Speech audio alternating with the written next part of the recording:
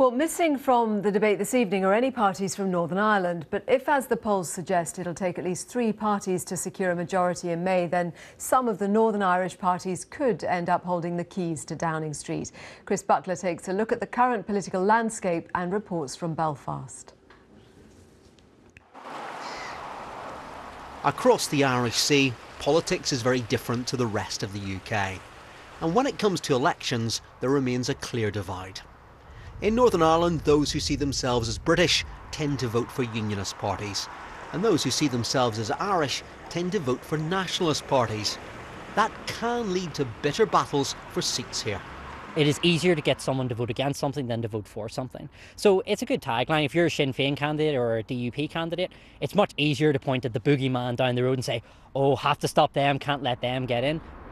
In Northern Ireland, many of the big decisions about health, education and other day-to-day subjects are made at Stormont. However, Westminster is still very important, not least because it provides money to the Northern Ireland Assembly.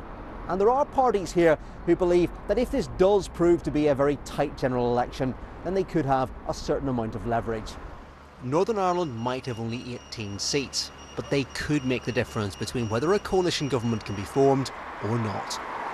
It's perfectly possible that the DUP will hold the balance of power. They might pick up another seat. They might get that seat back in East Belfast. The Democratic Unionist Party has almost half of the Westminster seats across Northern Ireland, making it the 4th biggest party in the Commons. But Sinn Féin, the SDLP, the Ulster Unionists and the Cross Community Alliance Party are all focused on the poll being held this May.